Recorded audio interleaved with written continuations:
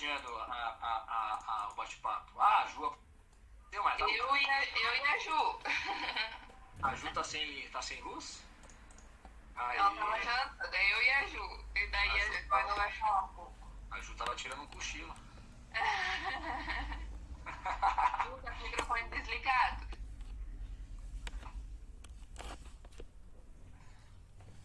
Oi, Ju. Rodrigo, tudo bem? Tudo, que saudades? Pois é, faz muito tempo que a gente não se vê, né? É um ano inteiro de pandemia, mas tem aí um interstício entre esse ano também, bastante tempo. Eu acho que a última vez que a Marcos, gente tá lá? se viu foi lá no CIA, né? Quando eu tava pra se formar. É, exatamente. Faz Então, a gente, mais de faz essa mais de galera, um ano. faz sim. Você tá na área clínica, né? Acho que eu vou saber um pouquinho do que você está fazendo agora, com a tua fala também. Na área clínica. Posso descrever um pouco do que eu tô falando, do que eu tô fazendo? Por Vocês favor, querem que por favor, Rodrigo, nosso egresso aqui dessa parte. Tá bom. Segunda turma, né, Rodrigo? Na verdade, primeira e segunda, né, Ju? A gente tava naquelas duas coisas, né?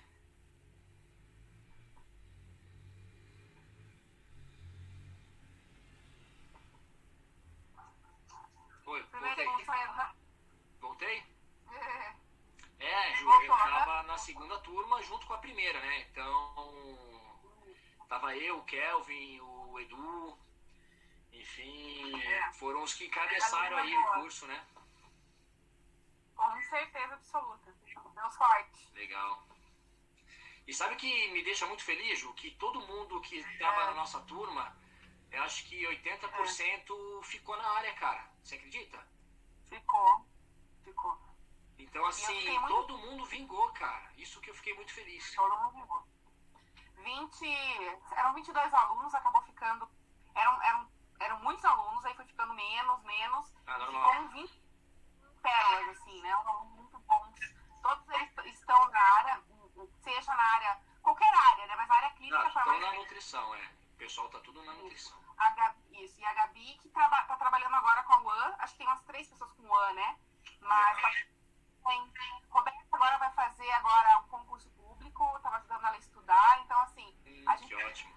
se desvinculando da galera, porque você acaba ficando próximo, não tem como ser, né? Vira colega de profissão, isso é inevitável, né?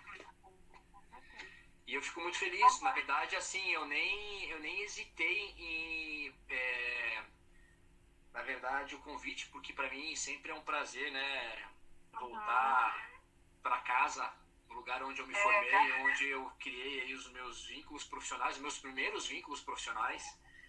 Então a FAPAR, assim, sempre foi uma faculdade que acolheu muito os alunos e as ideias dos alunos, né, Ju? Porque a gente sempre trazia um bocado de projeto, de ideia para poder executar ali dentro. Então a FAPAR sempre permitiu a gente... Rodrigo?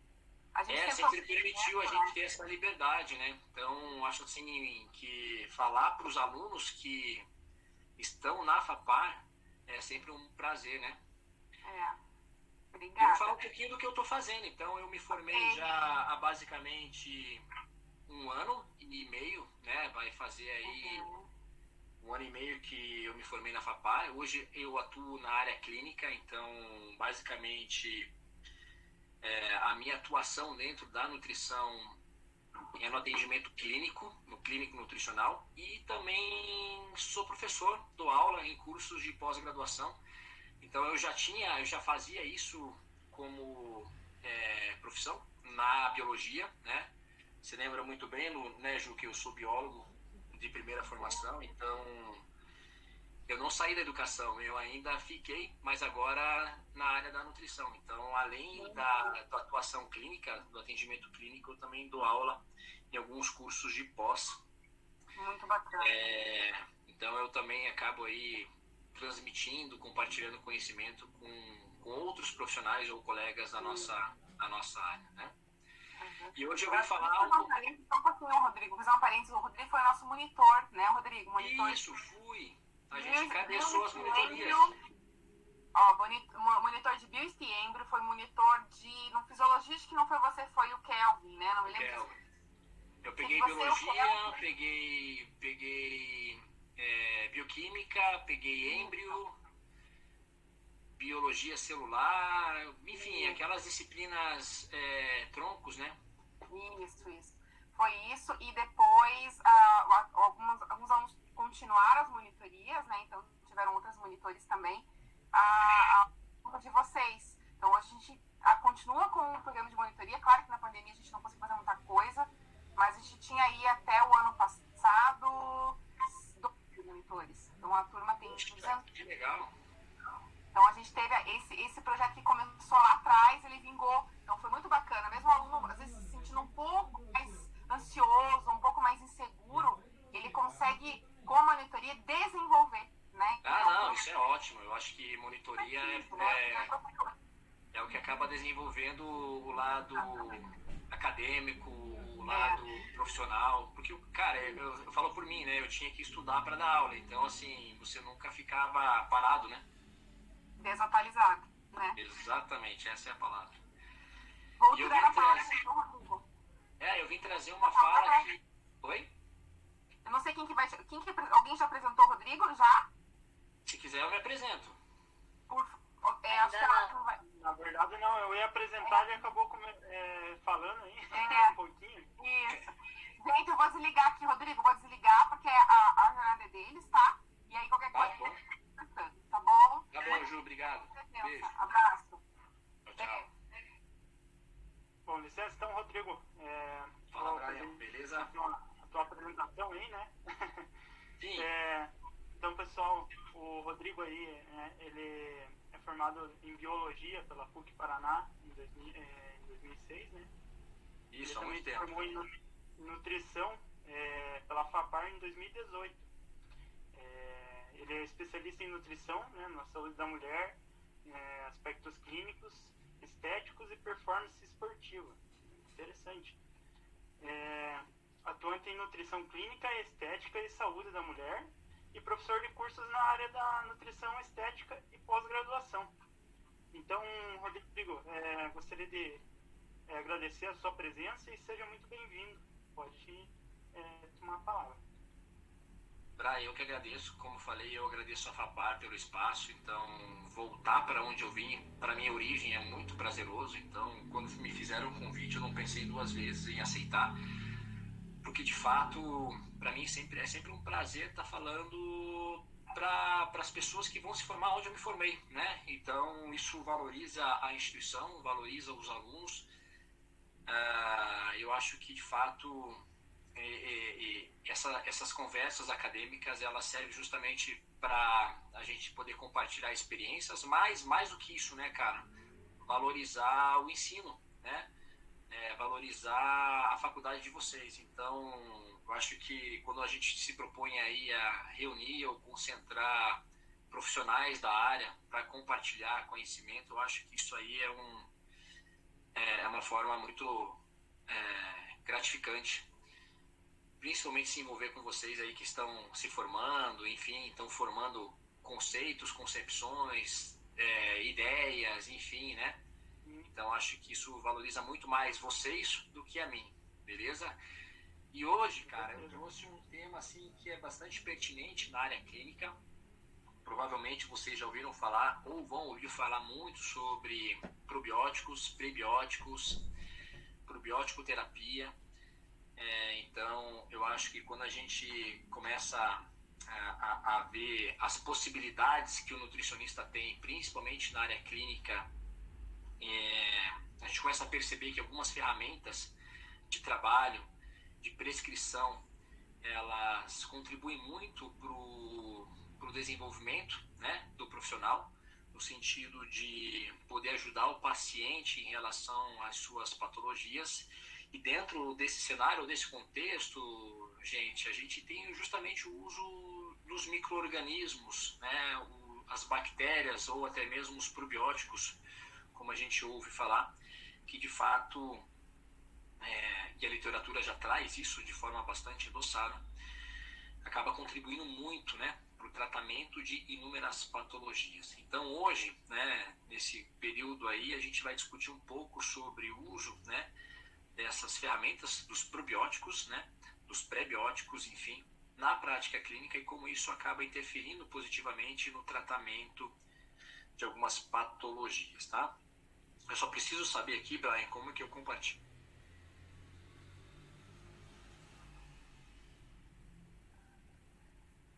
Tá me escutando? Sim. Eu acredito que você vai ali, né? Tá aparecendo para você apresentar ali embaixo, na barrinha branca? Isso. Já vou clicar aqui tela inteira, né? E já vá para os meus slides. Eu acho que eu só não consigo ver vocês depois, né? Isso, exatamente.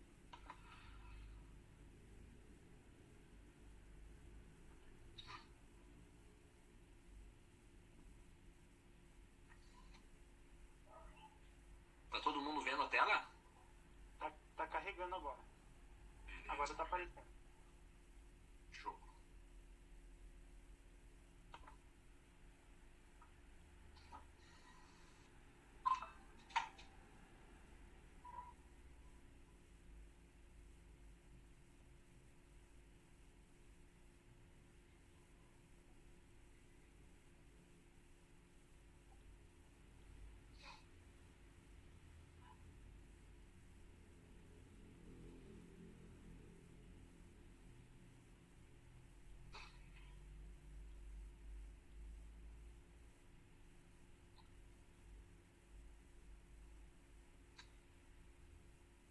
Todo mundo vendo?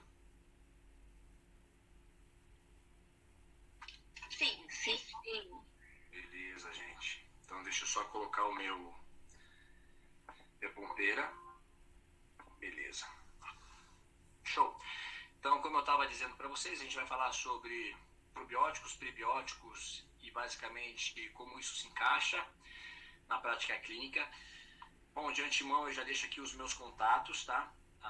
Principalmente a minha rede social. Eu sempre falo que a minha rede social é uma extensão das nossas aulas, porque muitos dos meus alunos, enfim, das pessoas que me seguem, que gostam do meu trabalho, acabam ali interagindo comigo pelo Instagram.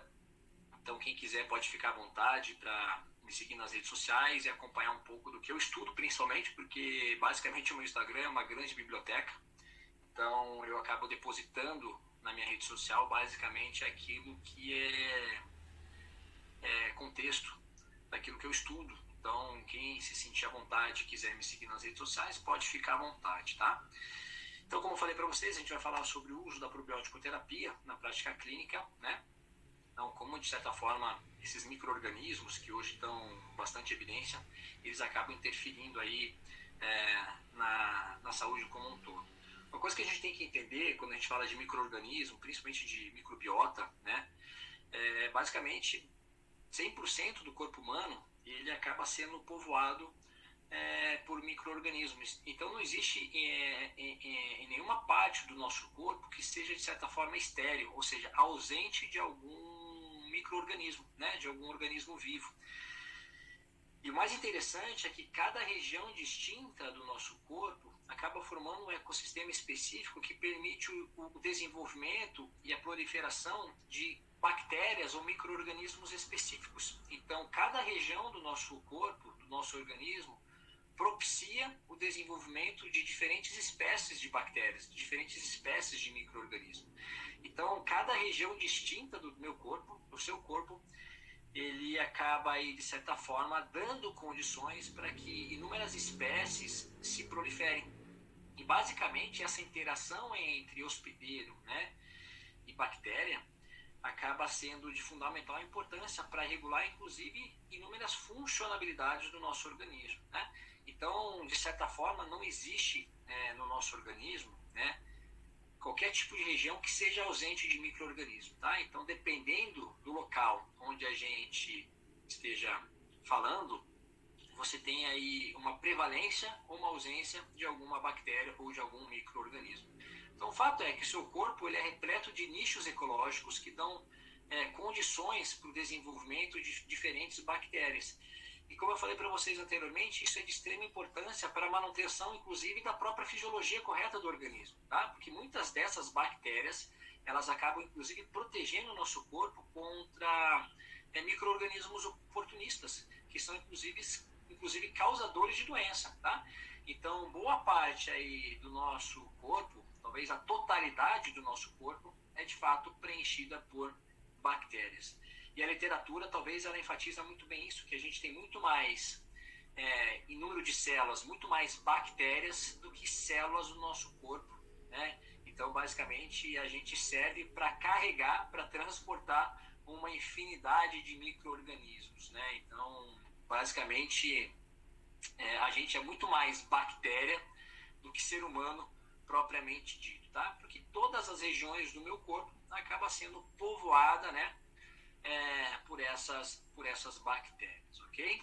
E o nosso intestino, lógico, ele não é diferente, né? Então, basicamente, toda a porção do trato gastrointestinal também é colonizada por micro-organismos, e principalmente por bactérias, né? Que acabam, sobretudo, regulando inúmeros processos, inclusive aumentando ou diminuindo, por exemplo, a biodisponibilidade dos nutrientes, aumentando ou reduzindo o perfil inflamatório, né? Ou seja, você tem aí a interação dos diferentes micro-organismos, das diferentes bactérias, na correta fisiologia do trato gastrointestinal, tá? Então, não é à toa que hoje, né, a literatura, de fato, explora muito, né, a relação ou o impacto, né, das bactérias no intestino, de forma a melhorar, inclusive, né, a própria flora intestinal, e isso ter relação direta, né, com os próprios parâmetros de saúde, tá? Então, os micro-organismos e as bactérias que a gente carrega, principalmente no intestino, acabam, sobretudo, modulando, né, aí inúmeras doenças e, quando não, promovendo saúde, tá? Então, hoje a literatura ela já é bem concisa em relação aos benefícios das bactérias boas, né, sobre os parâmetros de saúde, tá? Inclusive, muitas doenças, principalmente doenças intestinais, têm relação com alteração nessa flora intestinal, nessa microbiota intestinal, porque a alteração desses micro-organismos pode estar associado com o desenvolvimento de inúmeras doenças, tá? Então, lembrem-se que todas as regiões do nosso corpo são povoadas por micro-organismos. E, basicamente, existem inúmeros fatores que modificam o perfil dessas bactérias, tá?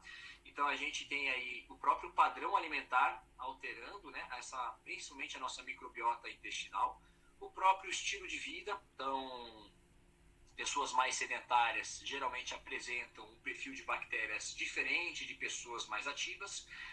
O próprio hábito de higiene, né? Então, o fato de você tomar banho de forma regular também acaba modulando a sua microbiota, assim como o uso de medicamentos também altera a sua microbiota. O próprio estado nutricional também é um fator importante para modular o perfil das suas bactérias. O fato é que, basicamente, a composição de micro-organismos na sua pele, no seu intestino, enfim, é modulada por diferentes fatores que podem ter relação com os fatores ambientais, ou seja, com o que eu me relaciono no meio, né? Ou com os próprios fatores internos, fatores intrínsecos, né? Ou seja, a produção de mediadores inflamatórios, enfim, estresse oxidativo, né? Então, tudo isso favorece o desenvolvimento e o surgimento de inúmeras bactérias ou micro-organismos no meu corpo, tá? Então, basicamente, o tipo de bactéria que você carrega tem relação com o meio onde você vive, com as suas relações e com o seu ambiente interno, né? Ou seja, aquilo que circula dentro do seu corpo. E eu gosto bastante dessa imagem aqui, né? Hoje a gente está aí no momento de isolamento social, de evitar, por exemplo, o próprio contato interpessoal. E olha só que interessante. Basicamente, né, a nossa flora, a nossa microbiota, ela também é modulada pelo contato íntimo entre as pessoas. Então, por exemplo, um simples abraço, uma simples relação sexual é capaz de permutar uma grande quantidade de bactérias que podem ser, inclusive, benéficas para o nosso organismo. Então, hoje, já se sabe que a ausência das relações interpessoais modula, né, ou diminui, inclusive, a quantidade ou o número de espécies de micro-organismos que povoam o nosso organismo, né? Então vejam basicamente que as bactérias que a gente carrega dependem de diferentes fatores, de inúmeros fatores, que basicamente a gente consegue modular modificando o estilo de vida, modificando nossos hábitos alimentares, as nossas relações sociais, o nosso próprio sono, enfim. Então basicamente quando a gente fala de modulação da microbiota, né, talvez isso não se restringe ao que se come, mas talvez se amplie quando a gente vê aí os fatores que de fato modificam todo o perfil de bactérias que habitam o nosso organismo, né? Então não basta só, por exemplo, como a gente vê hoje é muito comum suplementar probióticos, né? Isso talvez seja só a pontinha do iceberg, né? Suplementar probióticos não muda nada se a gente, por exemplo, não abandona os hábitos inadequados, se a gente não melhora nosso estilo de vida, se a gente não melhora o nosso sono, se a gente não melhora as nossas relações sociais, né? Enfim, então, quando a gente fala de uso de probiótico, né, ou a probiótico-terapia, existem aí diferentes contextos que também devem ser, que a gente também deve prestar atenção, para que, de fato, né, o uso desse suplemento faça sentido, principalmente para o tratamento de inúmeras doenças. E quando, gente, a gente tem alteração nessa microbiota, principalmente nessa microbiota intestinal, de fato você tem aí um distúrbio instalado que na prática clínica, que aqui no contexto clínico a gente denomina de disbiose, né? Então, disbiose ela está associada com a alteração, né, de uma flora intestinal, de uma microbiota em equilíbrio, né? E essa alteração ela pode estar associada com o aumento ou com a expansão de bactérias patogênicas, né? Com a redução da biodiversidade ou com a diversidade dessa microbiota, ou até mesmo com a perda ou a redução das bactérias benéficas, né? Então, quando você tem uma alteração, uma redução no número, enfim, desses micro-organismos que povoam basicamente o seu trato gastrointestinal, você tem aí um distúrbio denominado de disbiose. Então, a perda da qualidade e da quantidade, principalmente de micro-organismos benéficos, é um gatilho importante para o desenvolvimento desse distúrbio. Então, a disbiose, quando a gente fala desse distúrbio, está associado aí, de fato, com a redução do número e da quantidade de bactérias benéficas. E quando não, o aumento de bactérias, principalmente bactérias oportunistas, e muitas delas causadoras de doenças, que são as patobiontes, né? Bactérias causadoras de algumas doenças, patologias, tá? E lógico, né? Esse tipo de alteração, como eu falei para vocês anteriormente, a disbiose, ela está associada com aqueles fatores que a gente discutiu anteriormente, né? Então, não é incomum, e eu falo isso por experiência própria, na minha prática clínica, a gente encontrar diferentes alterações a nível de intestino associado com a mudança no padrão desses micro-organismos, né? E essa disbiose não está só associada com essa alteração, né? Ou seja, com essa mudança da biodiversidade ou diversidade de micro-organismos. Ela também acaba gerando alterações a nível de epitélio, de tecido intestinal. Então, na disbiose, além de você ter aí uma alteração na flora intestinal, na microflora intestinal, você também tem aí uma alteração da própria fisiologia correta do epitélio intestinal, né?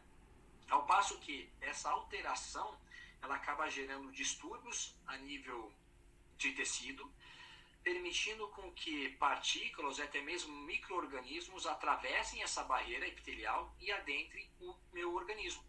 E quando isso acontece, quando eu tenho um intestino permeável, ou seja, quando partículas ou até mesmo micro-organismos atravessam essa barreira epitelial e entram em contato com o meu organismo, eu acabo estimulando exacerbadamente o meu sistema imunológico.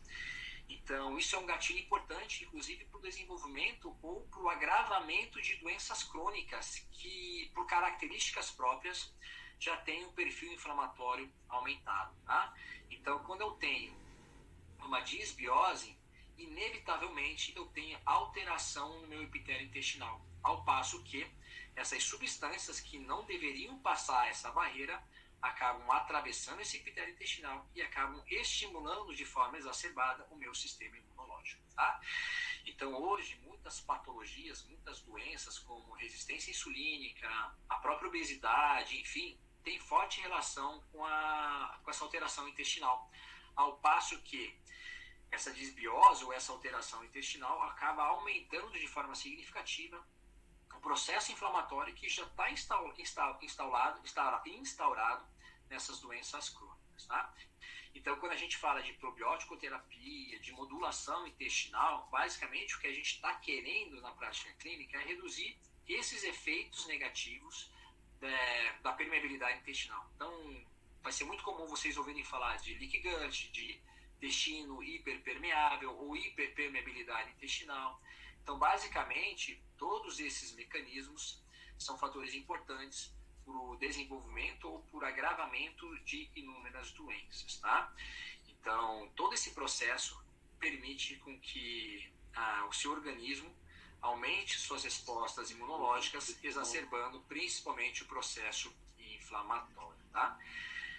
Então, muitas doenças crônicas, como eu falei para vocês, diabetes, obesidade, a gente tem que ter um olhar, um carinho para o intestino, tá? Então, de certa forma, essa estrutura nunca deve ser deixada de lado quando a gente pensa em tratar um paciente com essas características, tá? Então, o intestino, gente, tem forte relação com inúmeras patologias. Basicamente, essa relação está associada com a alteração dessa flora intestinal, dessa microbiota, e com essa permeabilidade que hoje a gente sabe que é um gatilho importante para o aumento do processo inflamatório, né? Então, olha quantas doenças que a gente tem associado a essa alteração da integridade do intestino, né? Então, a gente tem a obesidade, a gente tem a própria diabetes, a gente tem inúmeros processos alérgicos associados à disbiose, né? A gente tem doenças cardíacas, como a própria aterosclerose, né? O próprio processo de envelhecimento, doenças neurodegenerativas, como o próprio Alzheimer, né? Esclerose múltipla, hipertensão arterial, a própria síndrome metabólica, doenças do fígado, como a esteatose hepática não alcoólica, doenças autoimunes e até mesmo o próprio câncer, tá? Então, vejam que são doenças da modernidade, né? Doenças contemporâneas. Então, talvez a razão, né, ou seja, o alicerce de todo esse problema esteja de fato num próprio padrão alimentar. E aí a gente vê de fato a importância do nutricionista, né, do profissional da nutrição, em melhorar a qualidade nutricional do paciente para de fato minimizar essas doenças, principalmente porque você consegue regular o perfil de bactérias que acabam aí alterando principalmente o epitélio intestinal e favorecendo aí o desenvolvimento dessas doenças, tá? Então, o profissional da área da saúde hoje, o nutricionista, ele acaba sendo aí um profissional que, de certa forma, tem um papel importante na modulação do intestino e no controle de inúmeras doenças, tá? Então, basicamente, esses micro-organismos que acabam atravessando esse epitélio intestinal acabam aí estimulando, né, o próprio sistema imunológico, e isso acaba desencadeando aí toda essa resposta associado aí ao desenvolvimento de inúmeras doenças, tá? Então, tratar o intestino sempre vai ser aí uma condição clínica importante, né? Principalmente quando a gente pensa em doenças crônicas não transmissíveis, tá? Bom, é claro que existem inúmeros sinais clínicos, né, que o paciente ele acaba demonstrando quando ele tem esse tipo de alteração intestinal, né? Então, os sinais e sintomas de uma disbiose, basicamente, são relatadas pelos pacientes de forma bastante unânime. Então, basicamente, esses pacientes relatam distensão abdominal, quando não, alteração no perfil das suas fezes, né? Seja ela no aumento da frequência da evacuação ou até mesmo retardando o processo de evacuação, tá? Quando não, sangue nas fezes, tá? Ou até mesmo muco nas fezes. Então, os sinais e sintomas clínicos que os pacientes trazem para o consultório, eles ajudam muito a identificar esse tipo de alteração, tá? Então, mediante uma boa anamnese, onde você consegue, de fato, identificar esses tipos de problema, você consegue aí fazer uma conduta nutricional bastante assertiva e consegue melhorar muito, né, o perfil desses micro-organismos e, consequentemente, melhorando, né, o próprio funcionamento do intestino desses indivíduos, tá? Então, eu sempre falo para os meus pacientes, vocês têm que cagar, porque quem caga tem vida, né? Então, quem caga é mais feliz.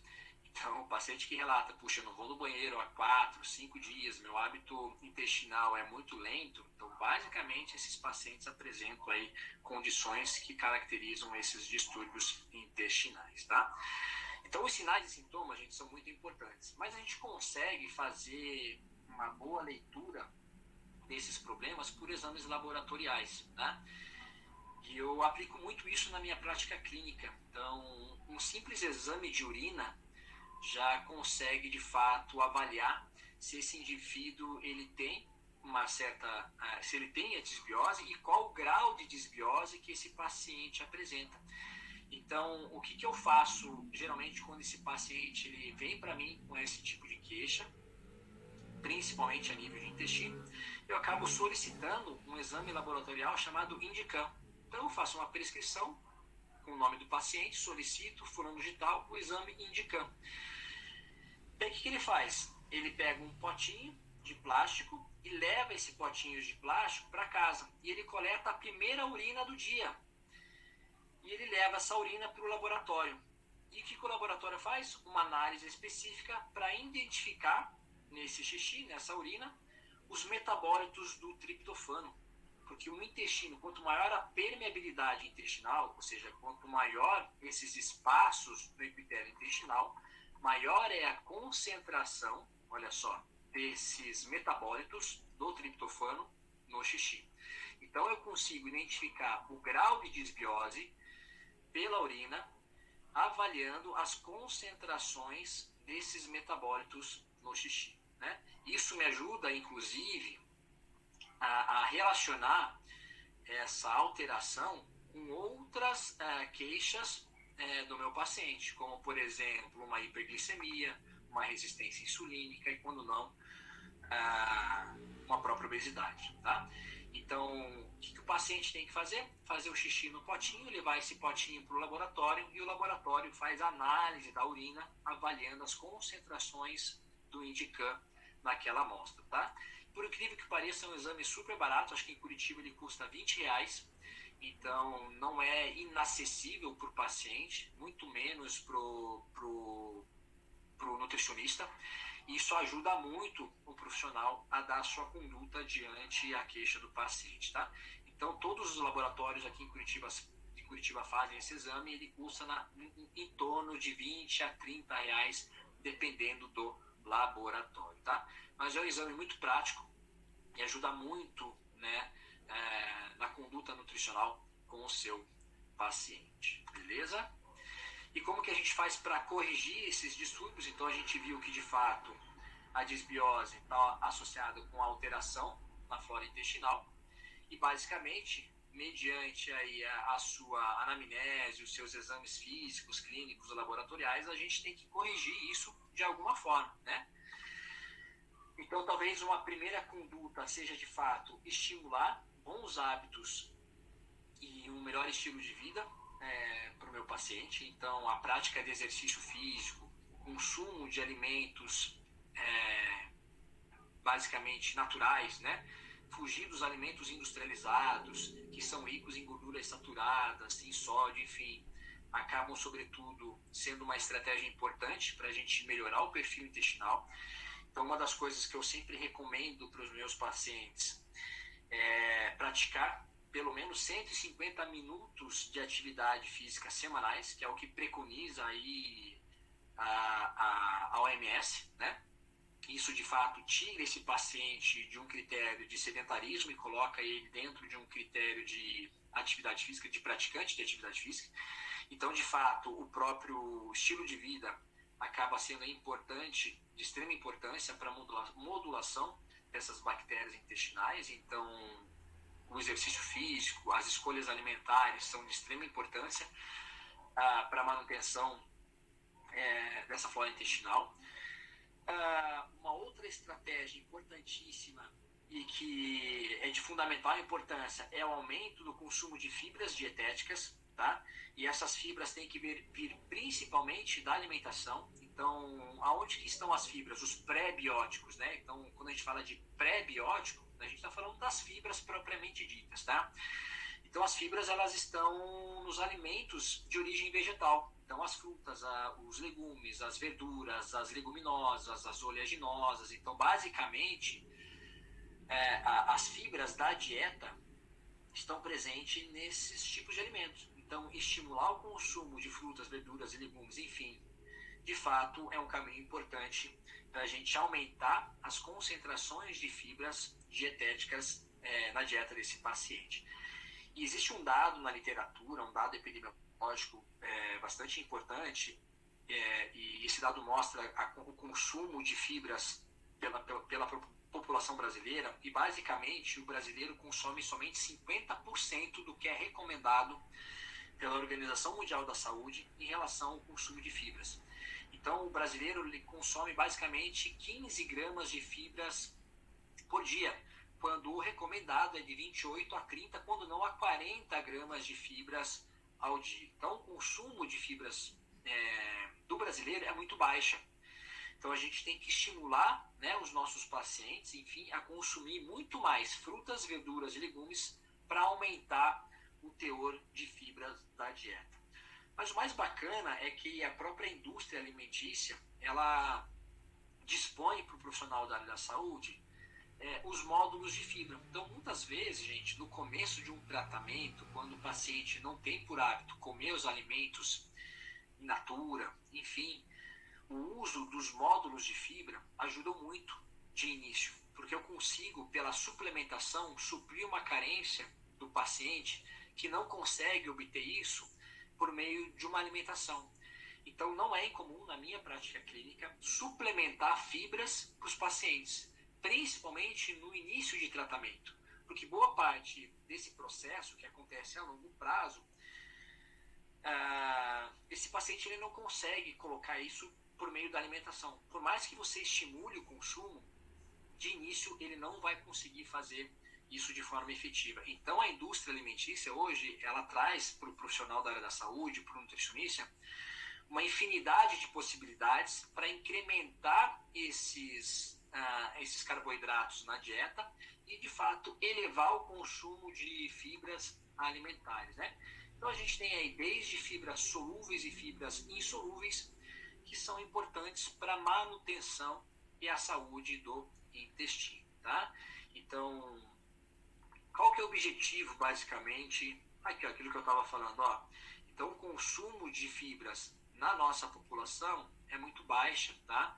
Então, o brasileiro ele consome basicamente aí, ó, 50% do que é recomendado de fibras para a dieta, tá? De fibras solúveis e de fibras insolúveis, tá? A diferença entre elas é que, por exemplo, as fibras insolúveis, né, elas não fermentam, ou seja, elas não produzem os ácidos graxos de cadeia curta, né, butirato, propionato e acetato, que são de extrema importância para regular não só a motilidade intestinal, mas também as próprias respostas imunológicas e o controle de inúmeras doenças, tá? Então, fibras insolúveis não fermentam, mas elas são importantes para fazer o bolo fecal. As fibras solúveis, aquelas que gelificam, né? Então, quando tu faz um mingau, você percebe que ele gelifica, ele acaba virando uma consistência de um gel. Assim como você coloca uma chia na água, ela absorve aquela água e vira uma gelatina, entre aspas, vira um gel. Então, isso é o perfil de fibras solúveis. Essas fibras solúveis que, de fato, quando em contato com os micro-organismos, acabam fermentando e produzindo esses ácidos graxos de cadeia curta, tá? Que são de extrema importância para a saúde intestinal e da saúde como um todo, tá? Então, aqui, ó, então eu tenho aqui as fibras da dieta, né, os carboidratos não digeríveis, tá? Então, fibra é um tipo de carboidrato, mas é um carboidrato que a gente não consegue digerir, porque a gente não tem enzimas, né, capazes de fazer a hidrólise desse carboidrato. Mas as bactérias do intestino fazem isso. E quando elas fazem isso, elas fermentam esse carboidrato e acabam produzindo acetato, propionato e o mais importante de todos, o butirato, tá? O butirato, sim, talvez seja aí o ácido graxo de cadeia curta que mais tem estudo sobre a sua importância, não só no funcionamento do intestino, mas na saúde como um todo, tá? Então, o que eu quero quando eu aumento fibras na dieta do meu paciente? Eu produzir isso aqui, ó, esses ácidos graxos de cadeia curta, porque é isso aqui que vai, de fato, melhorar muito dos aspectos do meu paciente, principalmente associado à questão do próprio funcionamento do intestino, tá? Então, os ácidos graxos de cadeia curta melhoram a produção, o metabolismo dos ácidos biliares, né? Eles aumentam ou reduzem, na verdade, as bactérias patogênicas, diminuem aquela permeabilidade intestinal, modulam, olha só, o meu sistema imunológico e também participam do meu metabolismo energético, tá? Então, quando eu aumento a produção desses ácidos graxos de cadeia curta no meu intestino, eu acabo, de fato, proporcionando uma melhora no meu sistema como um todo, né? E além de produzir essas substâncias, né, os estudos mostram que a gente tem receptores em todos os tecidos, olha só, para esses ácidos graxos. Então, quando essas substâncias são produzidas pelas bactérias do intestino e caem na corrente sanguínea, como são absorvidos pelo intestino e caem na minha corrente sanguínea, eles acabam se ligando em diferentes receptores, em diferentes tecidos corporais, promovendo aí diferentes respostas. E basicamente essas respostas são positivas, modulando, por exemplo, a atividade de adipócito, melhorando o próprio sistema imunológico, né? Enfim, então, quanto maior a quantidade, a concentração circulante desses ácidos graxos de cadeia curta, melhor é para o meu organismo, tá? Então, suplementar a fibra, né, ou aumentar o consumo de fibra é de extrema importância para o funcionamento do intestino, principalmente quando a gente pensa em aumentar aqueles ácidos graxos de cadeia curta. Um outro suplemento que eu acabo prescrevendo muito em pacientes disbióticos é a glutamina, tá? Talvez aí seja a única situação que, de fato, eu acabo prescrevendo glutamina para os meus pacientes, porque a glutamina, ela acaba exercendo um papel fundamental na manutenção e na integridade do intestino, principalmente aumentando as vilosidades, né? Então, a glutamina, ela acaba incrementando as concentrações de microvírus no meu epitélio intestinal, e isso é de extrema importância para o processo absortivo. Então, quanto maior a vilosidade no meu epitélio intestinal, maior é a minha área de absorção de nutrientes.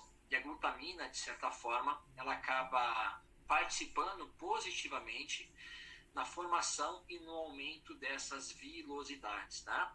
Então, todo epitélio intestinal, toda célula do intestino, todo enterócito, ele apresenta na sua superfície esses vírus.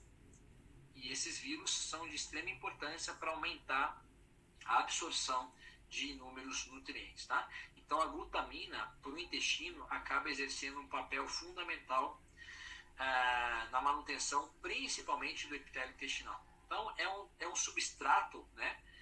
Um aminoácido que os enterócitos utilizam bastante, principalmente aí para aumentar a adesão entre as células, tá? Então a integridade do epitélio aumenta, aumentar fatores de crescimento que modulam o epitélio intestinal, reduzir o processo inflamatório, aumentar as concentrações de glutationa, que é um bom antioxidante, reduzir o processo inflamatório, reduzir estresse oxidativo, enfim, então a glutamina acaba sendo um excelente suplemento para a manutenção da integridade do intestino.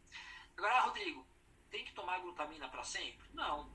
Uma vez que os sinais e sintomas do meu paciente reduziram, o exame do Indican melhorou. Basicamente, o intestino do meu paciente está funcionando normalmente. Então, eu não preciso mais utilizar a glutamina para tratar esse paciente. Então, a gente faz ciclos, né? Então, na minha prática clínica, eu suplemento a glutamina 5 dias no máximo, tá? Melhorando os sinais e sintomas, eu faço a exclusão do suplemento, tá? Porque o paciente acaba relatando isso em consultório, tá? Uma outra forma interessante da gente reduzir, né, ou diminuir aquela permeabilidade intestinal, né, ou seja, aquele intestino gotejante, intestino permeável, é o uso dos peptídeos de colágeno. Então, o colágeno hidrolisado, os peptídeos de colágeno, eles acabam aumentando essas proteínas, né, que são as proteínas de junção, e aqui a gente tem ocludinas, zonulinas, enfim, que acabam mantendo a adesão ou a união entre um enterócito e outro. Então, quando eu tenho essas proteínas íntegras, ou seja, quando elas estão intactas, basicamente eu não tenho esses espaços que permitem a passagem de substâncias indesejáveis. Então, uma das formas da gente aumentar a adesão do epitélio intestinal dos meus enterócitos é utilizar os peptídeos de colágeno. Então a gente tem aí várias opções no mercado, como os peptans, o verisol, o próprio colágeno hidrolisado, enfim, que podem ser uma estratégia nutricional interessantíssima para a gente melhorar a qualidade do epitélio intestinal, melhorando principalmente essas proteínas de junção que mantêm a integridade do tecido, evitando aí esses espaços que permitem a entrada de substâncias indesejáveis, tá? Então, os peptídeos de colágeno parecem ser interessantes para a manutenção do epitélio intestinal. Assim como a gente também tem a própria fitoterapia, né? Então, os fitoterápicos, né, que são aí substâncias derivadas de plantas ou até mesmo extratos vegetais, acabam participando ativamente da manutenção do funcionamento intestinal. Então, as catequinas, o próprio chá verde, né? Então a gente não precisa nem suplementar a Camellia simiensis, a gente pode usar o próprio chá, a infusão. Acaba, olha só, diminuindo a permeabilidade intestinal, corrigindo a própria disbiose, né? Melhorando a endotoxemia, que é a passagem dessas substâncias, né, desses micro-organismos para a corrente sanguínea. Então, essa endotoxicidade diminui com o chá verde e, quando não, reduz aí o próprio processo inflamatório mediado por essas substâncias, né? Então, o uso de extratos vegetais, enfim, como o próprio chá verde, acaba, de certa forma, sendo uma forma interessante da gente melhorar esse aspecto clínico do meu paciente, tá? E chá é uma bebida que basicamente 100% dos pacientes adotam, né, como forma de uso de extratos vegetais. Então, assim, eu nunca tive problema na prescrição de chás.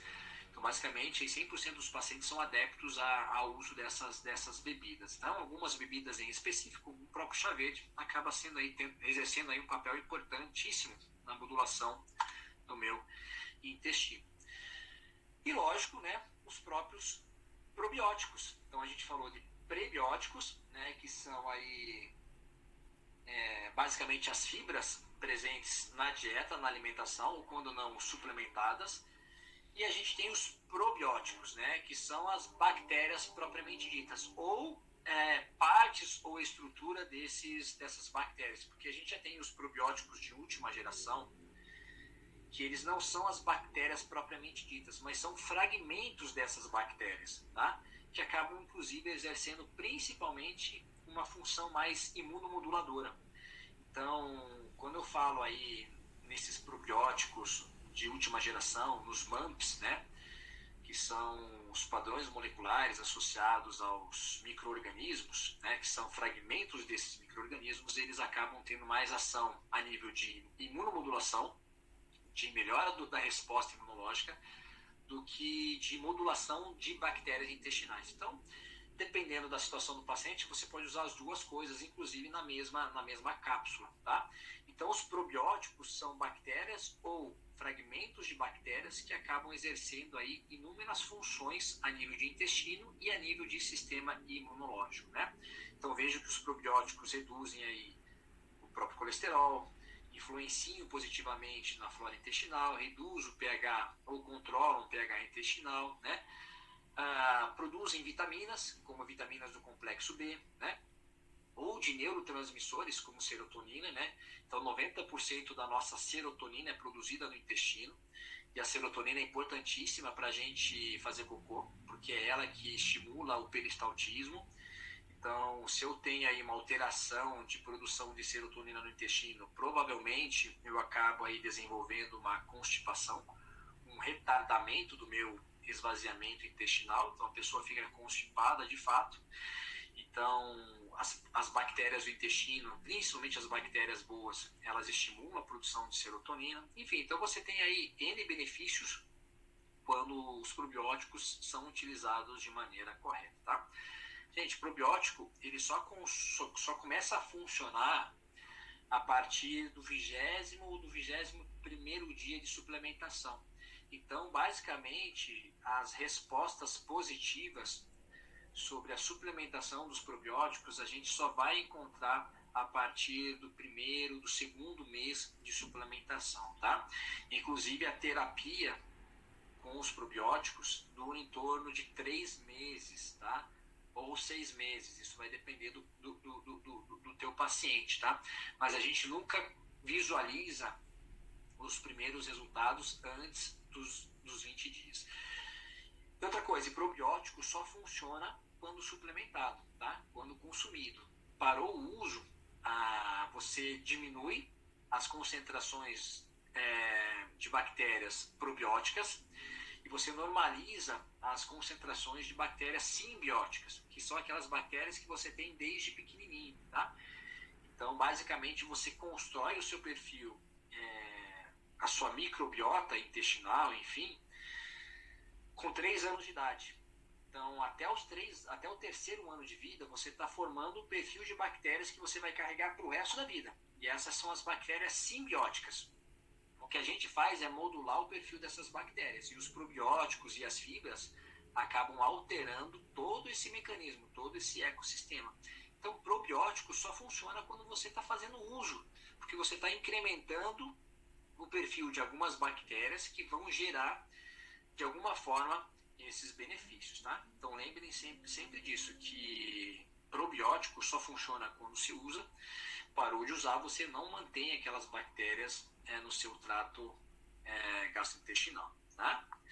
Então, basicamente, para que a gente usa a probiótico-terapia, o uso dos probióticos? Para o tratamento da obesidade, né? Então, a gente já tem inúmeros estudos mostrando que o probiótico, eles acabam melhorando, né, de fato, o quadro clínico do paciente obeso, né? Então, vejam basicamente que a obesidade ela é multifatorial, a gente sabe disso, e que um desses fatores está associado com a própria microbiota intestinal. Então, existem evidências clínicas e evidências científicas que justificam o uso da probiótico-terapia em indivíduos com excesso de peso, em indivíduos obesos, porque de fato você aí aumenta a produção dos ácidos graxos livres, né? Você diminui a produção de trimetilamina, que é uma substância tóxica e que acaba aí se associando com doenças cardiovasculares. Você reduz a endotoxicemia, que é a permeabilidade do LPS, que são os lipopolissacarídeos, né? Que são os padrões moleculares associados aos patógenos e que acabam aí tendo relação com o desenvolvimento de inúmeras doenças, né? Então, um indivíduo com excesso de peso ou com obesidade, ele, por natureza, ele tem alteração intestinal e, basicamente, a gente consegue melhorar esse perfil modificando essas bactérias. Então, os probióticos acabam sendo aí uma boa estratégia para a gente trabalhar com os pacientes obesos. Mas lembrem-se que não adianta eu dar probiótico se esse paciente não começa a mudar, a modificar o que ele está comendo, tá? Então não adianta eu jogar probiótico, ele continuar tomando refrigerante, continuar comendo pizza todos os dias, comendo hambúrguer todos os dias, que esses probióticos não vão fazer os efeitos esperados, tá? Eu só consigo observar os efeitos esperados à medida que esse paciente ele vai mudando ao longo do tempo os seus hábitos alimentares, tá? O probiótico não gosta de hambúrguer, o probiótico não gosta de pizza, ele gosta de quê? De fibras, né? Ele gosta do que está presente nos vegetais. Então, esse paciente ele tem que, de fato, melhorar o perfil de nutrientes para poder aí produzir essas substâncias que são desejáveis para o organismo, tá? A gente também tem o uso de probióticos para diminuir doenças neurodegenerativas, né? Então, o uso de probióticos está associado com a redução da neuroinflamação, com a redução da inflamação crônica, né?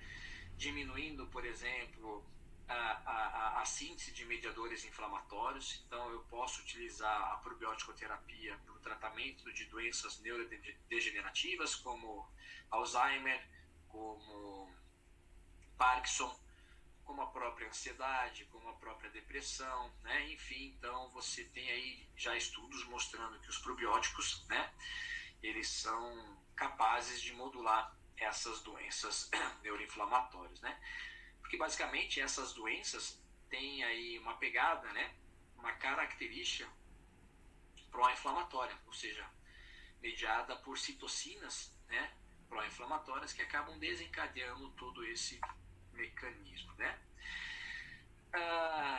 Então aqui eu tenho uma fórmula que eu utilizo bastante na minha prática clínica, né? Então, quando eu quero melhorar o perfil de bactérias do meu paciente, eu utilizo basicamente esse pool de micro-organismos, né, de bactérias, que compõem basicamente as bactérias lácticas, as bífidos e as enterococos. Então, eu coloco na minha prescrição, na minha receita, basicamente o que está aqui. E esse paciente leva essa prescrição para a farmácia de manipulação e entrega para ele um sachê, né, com essas bactérias naquela embalagem, tá? E basicamente ele mistura isso aqui com água antes de dormir para exercer os efeitos que a gente já discutiu anteriormente, tá? Existem outras formas da gente associar os probióticos com outros compostos que também atuam ou modulam o intestino. Eu gosto muito do IBS Care. Então, para quem vai se formar agora, já tem aí estratégias para a gente trabalhar com o intestino. Então, eu gosto muito do IBS Care. O IBS Care, de fato, são probióticos de nova geração. Então, eles não são as bactérias propriamente ditas, são partículas bacterianas, tá? E eles acabam exercendo aí um efeito imunomodulador bastante interessante. Então, eu tenho aqui o IBS Care, eu tenho o Betamune, que são as leveduras, né? Ou as beta-glucanas de levedura presentes nos Saccharomyces, né? Então, também melhoram a resposta imune. E eu tenho o Zian, que é um nutracêutico, que é composto basicamente de amido resistente. Então, o que eu quero com essa formulação é aumentar principalmente a produção de ácidos graxos de cadeia curta, né? Butirato, propionato e acetato, tá? Então, essa fórmula, essa prescrição acaba, de fato, ajudando aí no aumento dessas substâncias, né? A gente também tem aí o uso dos probióticos para o tratamento da acne, né? Até porque existe um eixo intestino e pele já bastante estudado. Então, eu consigo modular, melhorar a qualidade da minha pele, melhorando o meu funcionamento intestinal, né? Então, o intestino ele tem uma relação muito íntima com a pele, né?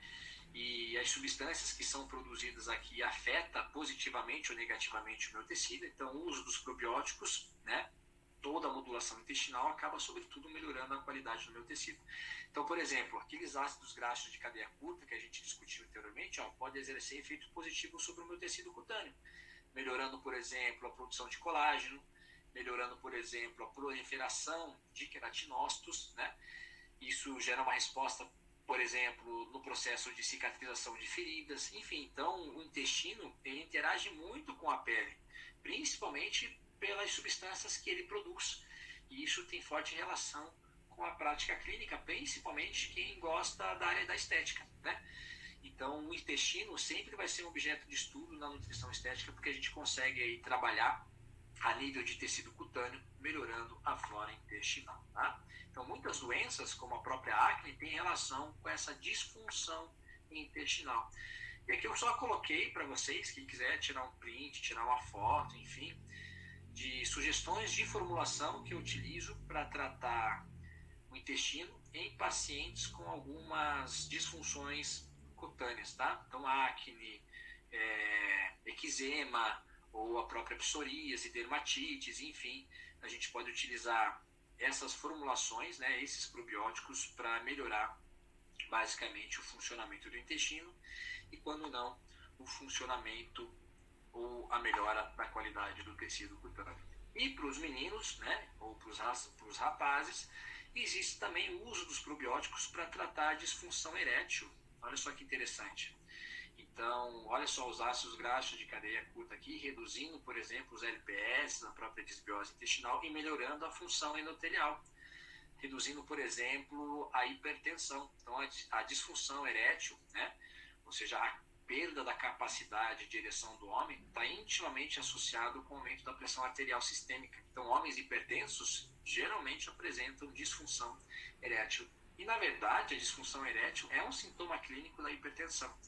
Então, quando eu trato a hipertensão, basicamente eu consigo reverter esse problema ou essa disfunção sexual no homem. Então, a gente pode usar os probióticos para diminuir essa disfunção endotelial e melhorar a função erétil do homem, tá? Então, as bactérias, eles acabam aí sendo aí, entre aspas, um bom estimulante sexual, que diminuem a pressão arterial e melhoram a perfusão de sangue no pênis, promovendo a ereção.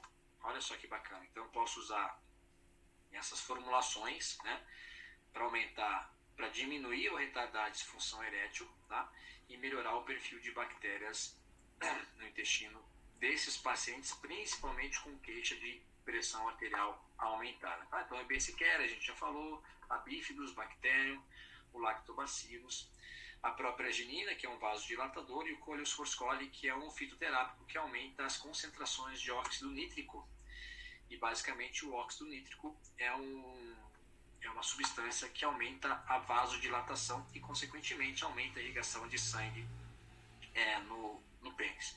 Ele faz, às vezes, aí da própria tadalafila, né? Do próprio Viagra, enfim, estimulando, aumentando as concentrações de óxido nítrico, tá? Então, a gente consegue melhorar, basicamente, esses distúrbios sexuais no homem pela probiótico terapia. Gente, era isso. Eu trouxe aqui um pouco da minha experiência na prática clínica em relação ao uso dos probióticos, né? O que eu faço no meu dia a dia em relação ao uso não só dos probióticos, mas dos prebióticos propriamente dito. Eu espero que eu tenha aí elucidado muitas coisas. E eu estou aberto a perguntas. Quem quiser tirar alguma dúvida, questionar alguma coisa, pode me perguntar. Muito bem, Rodrigo. Parabéns aí. Nossa, muito interessante mesmo ao tema, ao assunto, né? Tem bastante coisa aí que a gente nem imagina. A nutrição é fantástica, cara. À medida que você vai estudando e vai descobrindo suas possibilidades, você fica cada vez mais apaixonado. Sim, exatamente. Eu vou fazer a mediação das perguntas, Rodrigo. Então, claro. Eu acho que vou começar por umas aqui. O pessoal foi fazendo umas perguntas bem interessantes, né? Vamos lá. A microbiota, no caso, tem relação com disfunções no sistema imunológico? E se sim, essa falta de interação, né, devido à baixa interação interpessoal, pode interferir a imunidade como um todo? Sim, excelente. Rodrigo, Oi, Thaís. minha, tudo bem? Eu sou professora da nutrição, sou bióloga também. Ah, que delícia, colega, cara. E eu acho que você respondeu ela ao longo da palestra, né? Sim. Mas então vou aprimorar ela. Tá. Quando a gente tem interação com outras pessoas, a gente aumenta a variabilidade genética da nossa microbiota?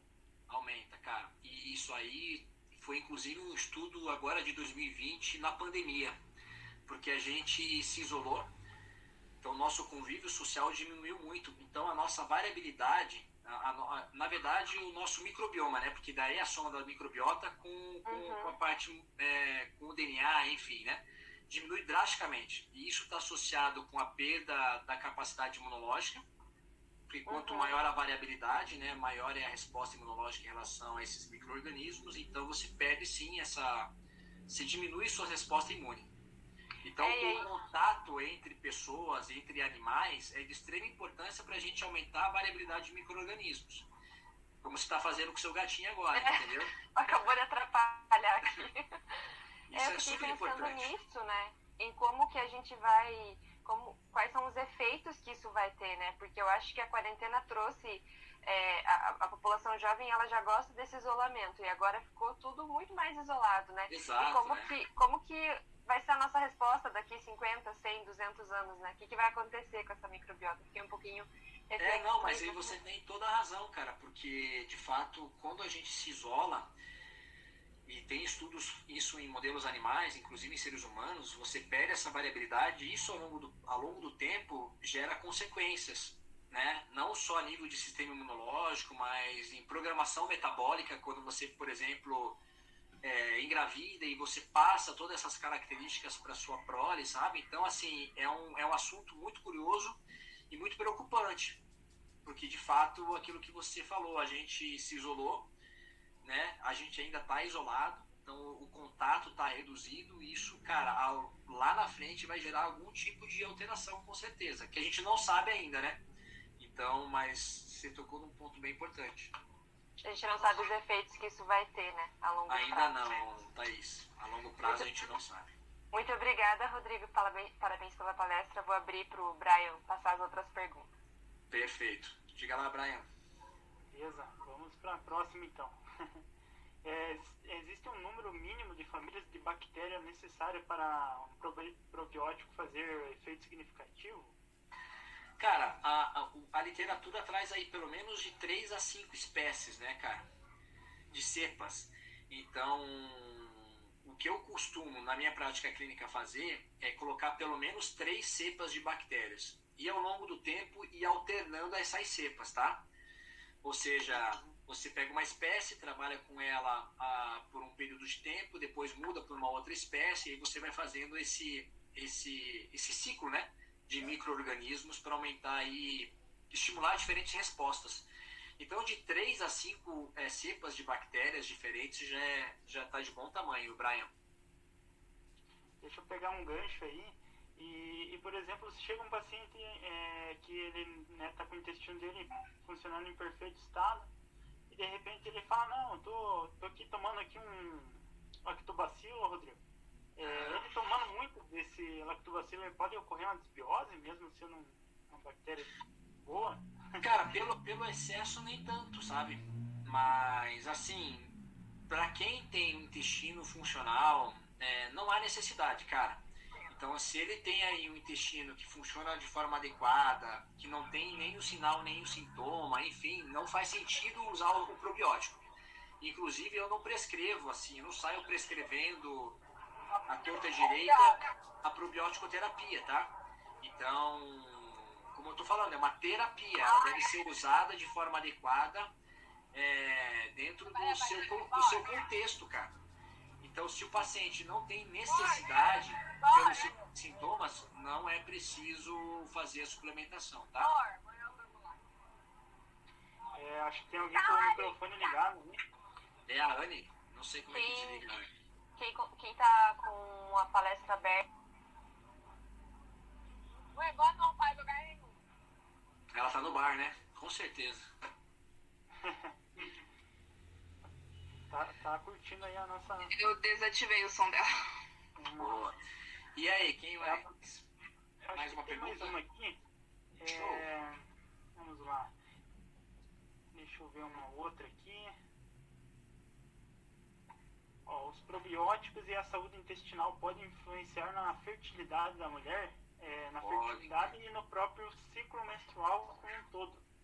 Podem sim, cara. Principalmente quando a gente está falando da microbiota vaginal, né? Então a mulher, ela apresenta uma microbiota simbiótica na vagina.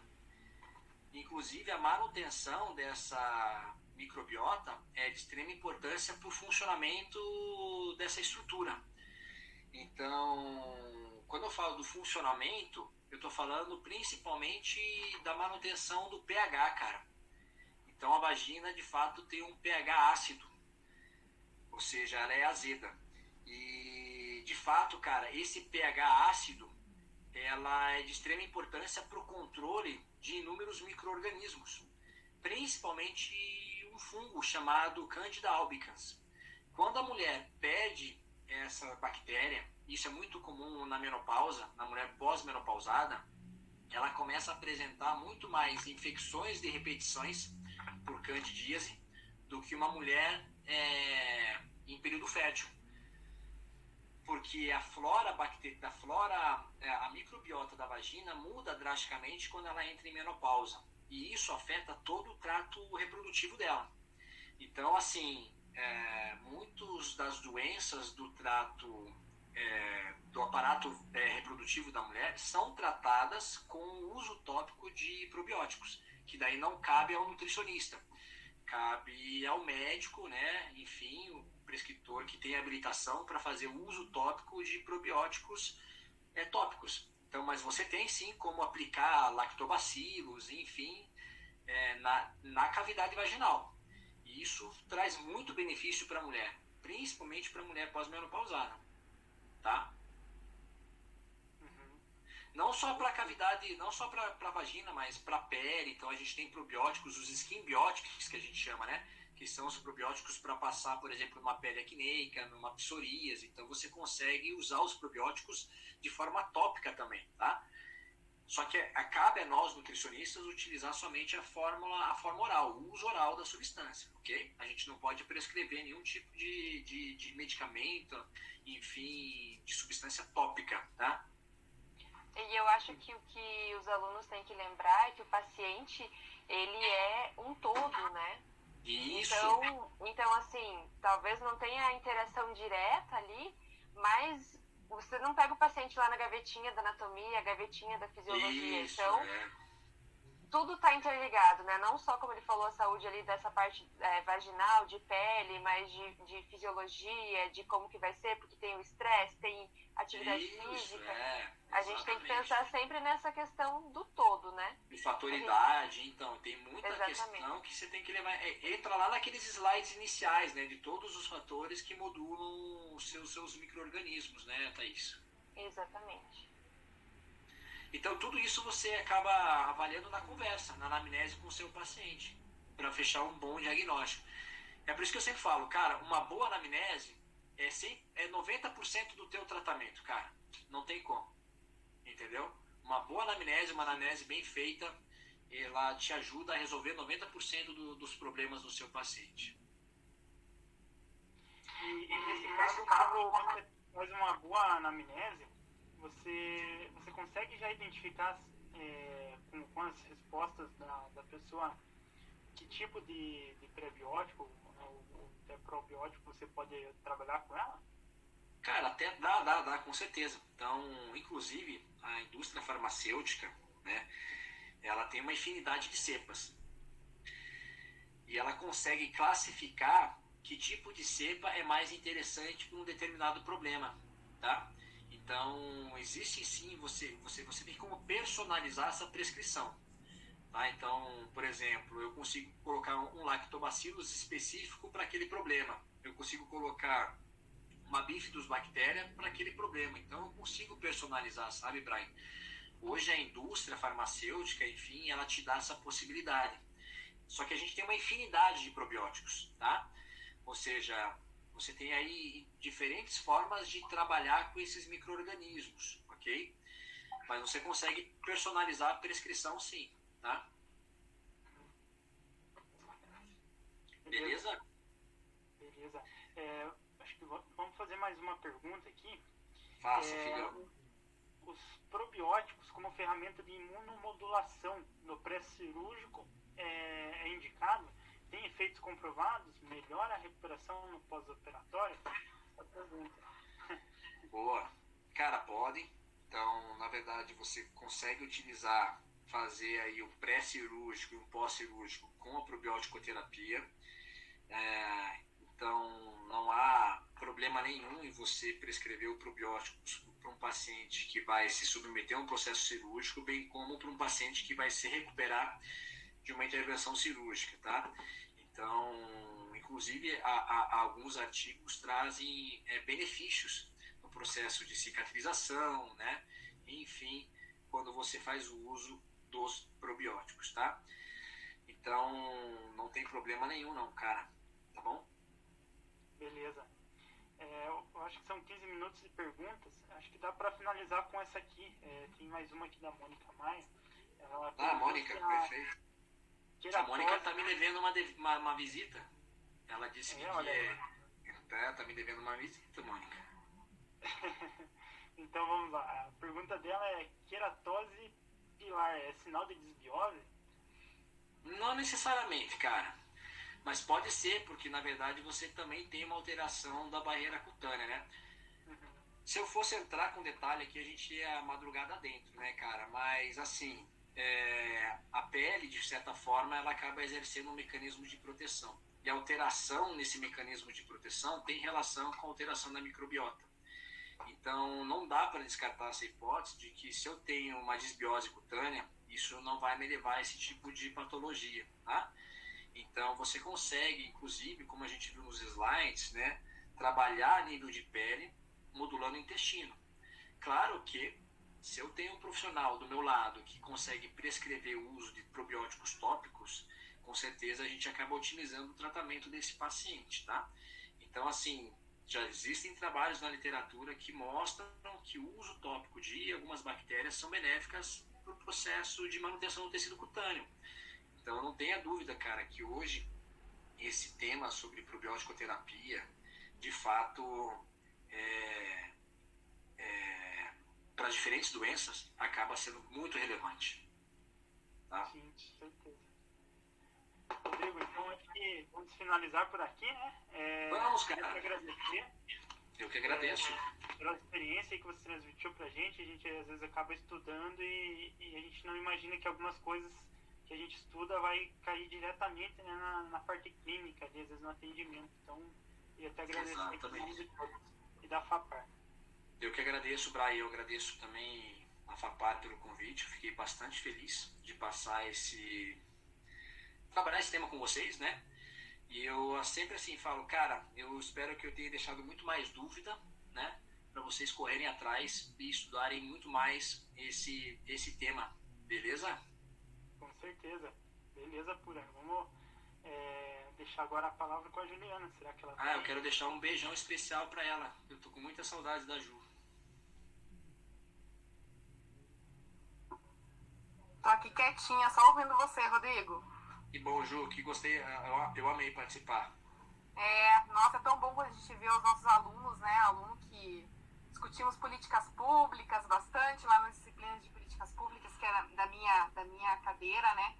Mas eu sempre soube que a sua praia aí da área clínica sempre seria muito produtiva, né? Produtiva aí, que seria a sua longa carreira aí que você teve antes na biologia, daria muito. Estava aqui falando com a Thaís, né, no grupo de professores, que a gente tem um grupo de professores, viu, alunos? Esse é o perigo, né? Não é só vocês, não! Aí eu posto para eles, né, e a gente tem uma interação muito bacana no nosso grupo. Né, Thaís? Você tá aí? Sim.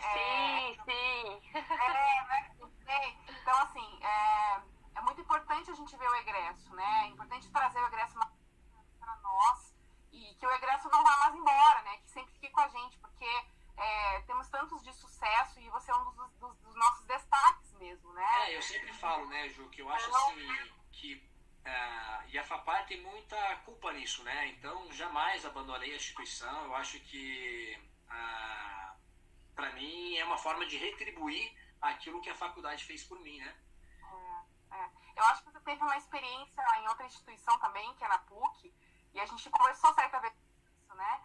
Que muitas vezes a simplicidade e essa relação mais humana que a gente tem na FAPAR, no sentido de a gente estar sempre interagindo, sempre junto, tentando criar coisas novas dentro desse espaço, ela faz toda a diferença na formação do aluno.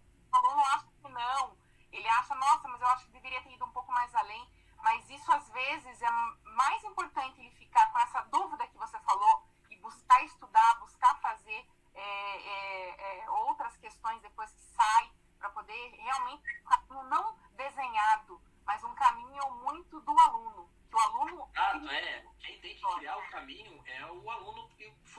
profissional, né, Ju?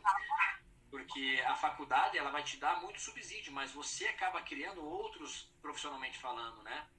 Então, eu acho assim que a FAPAR, ela me deu muita base para ir buscar aquilo que eu sempre procurei ser como profissional. Então, assim, esse é o papel da instituição, esse é o papel da faculdade, né? Não é colocar o aluno no mercado, o aluno tem que se colocar. Então, ele tem que também exercer o seu papel como discente, ou seja, estudando, valorizando os seus professores, não matando aula, não reclamando de professor. E você lembra muito bem disso, que eu sempre fui o cara que defendeu o professor em sala de aula, porque eu sou professor, né? Então, eu acho que, de certa forma, a faculdade ela tem esse papel, mas o aluno tem que ir muito mais além, né? Porque para qualquer área, qualquer profissão é assim, né, Ju? Não adianta. Sim. Senão o cara não saía da faculdade, né? Então, a faculdade dá aquele pontapé e o cara tem que ir atrás, né? E, cara, esses eventos que a faculdade faz, que são extracurriculares, né? Elas ajudam muito na formação do profissional, porque possibilita ele entender o que ele quer, o que ele não quer, o que ele quer buscar como profissional, né? E é uma forma de cientificar a nossa profissão, né, Ju? Porque são os eventos que tornam esse meio mais científico, né? Mais científico. Eu acho que esse é um destaque também. Eu acho que o Rodrigo veio de um grupo ali de professores também, né? A gente teve Bárbara, tivemos Gisele Farias, temos um grupo de professores muito bons, né? E a gente... Realmente acadêmicos, né? Eu acho que isso faz uma diferença. Muito. E aí a gente sempre trabalha muito com artigos. Agora, nesse ano, a gente não está conseguindo fazer aquilo que a gente sempre fez, que é trabalhar mais nessa linha. E produzindo muito artigo também. A gente, ano passado, produziu um artigo internacional, 2 artigos internacionais. Imagina pra gente que é faculdade, você sabe muito bem, né, Rodrigo, quanto isso é difícil. Sim, isso conta muito, né? Esses desenvolvimentos científicos, eles são muito importantes. Sim. E se envolverem no sentido de entenderem que a gente está aberto, né? Eu acho que é um pouco desse diferencial, de estar aberto sempre para, se o aluno tiver uma vontade de fazer alguma coisa, ele pode fazer, né? Não é... exatamente. E é quando a faculdade dá essa liberdade para o aluno, né? Como ela sempre deu, por exemplo, sendo monitor, enfim, estimulando o projeto, eu acho que deixa uma instituição muito mais completa, né? Então, assim, a FAPAR, ela sempre deu essa possibilidade, né, Ju? E que vai continuar dando, com certeza, porque a essência é a mesma, né? A essência é a mesma. Rodrigo, muito obrigada, viu? Eu que agradeço, Ju. E eu tô sempre à disposição, você sabe, né? E eu tô sempre à disposição, pode ter certeza, tá? Tá bom, muito obrigada, viu? Obrigada, Thaís, obrigada a todo mundo. Imagina. Vocês foram perfeitos hoje, viu? Vocês podem fazer eventos sozinhos. Que orgulho de vocês. Show de bola. Com o fechamento. Amanhã a gente tem mais. Rodrigo está convidado amanhã também para ver o Receita das Palestras. Muito, muito obrigada, viu? E nos vemos por aí, com certeza. Com certeza, Ju. Beijo para todo mundo e muito obrigado. Tchau, tchau. Beijo, tchau.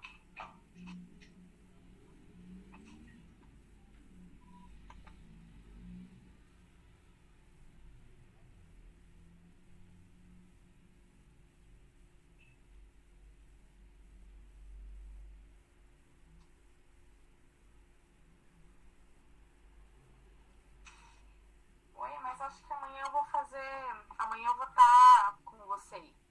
Eu só não